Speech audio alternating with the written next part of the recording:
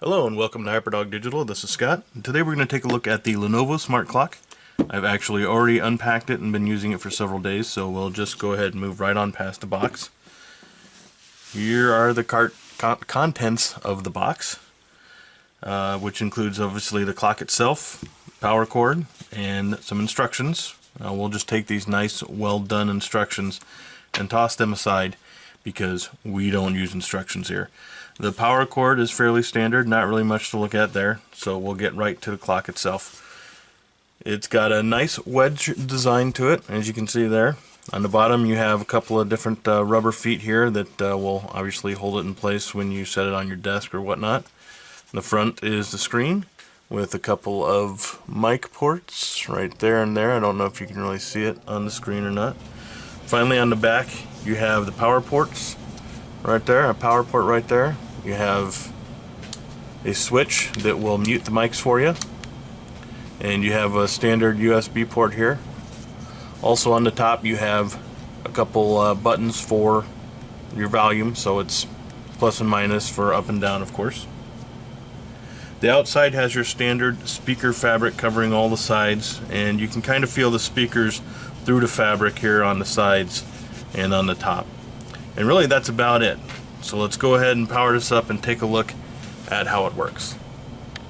Okay, so here we have the clock powered on. I've already connected it to my network and got it configured, which was very easy and completed just like any other Google Home device. You download the Home app, power on your device, and they basically work together to walk you through the setup. Nothing out of the ordinary there. So it works very much like a Google Home Hub. You swipe to the left and it takes you to any alerts or reminders that you might have. If there are none there, which there isn't here in this case, it will take you to the alarm page. And here you can set an alarm and various settings for that alarm. This of course is specific to the smart clock, and as you can see, if you just set it on a specific page for just a little bit, it'll go back to the home page. It'll time out there. If you want to swipe a little bit further, then you get some weather information. Swiping to the right will take you back to the main clock, and past that will take you to the low light mode.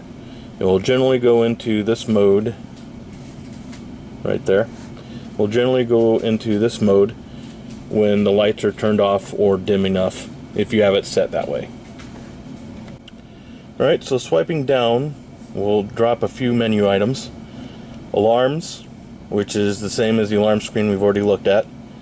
Good night, which will kick off your good night routine if you have one already created.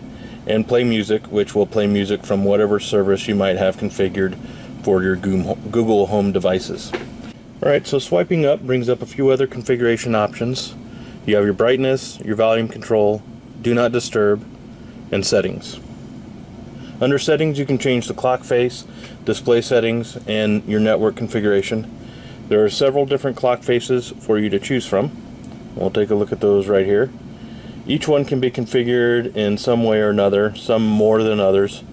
I'm not sure if they're planning on adding any more or allowing you to download some or something like that, but this is what is currently available. And really that's about it. Clearly the clock functions are specific to the smart clock.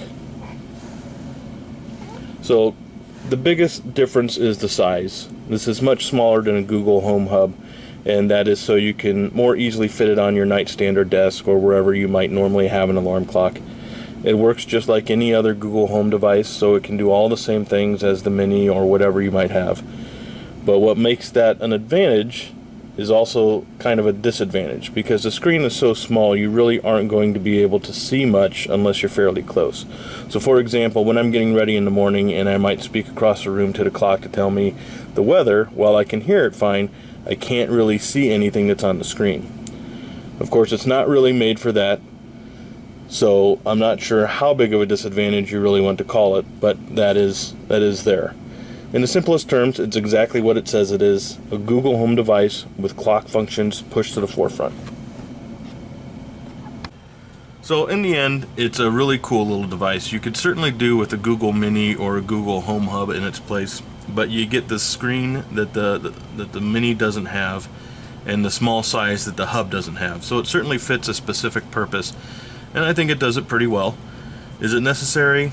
Of course not, but most of these things generally aren't. It's just another cool little piece of technology to have, and I always love having all these little toys around me, so for me it's pretty cool.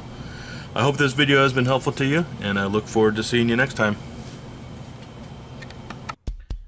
Hey, this is Scott for Hyperdog Digital. Thanks for watching. If you want to see more videos and reviews, be sure to check us out at hyperdogdigital.com. If you liked the video, please give it a thumbs up, and don't forget to subscribe to our channel so you know when we put up new content. If there's something you'd like us to review, or you have a product you want to send us for a review, feel free to send us an email at reviews@hyperdogdigital.com. We're also looking for sponsors right now, so if you are interested in being a sponsor for our channel, contact us at sponsor@hyperdogdigital.com. All of our social media links and emails are in the description. Thanks again for watching, and I hope to see you next time.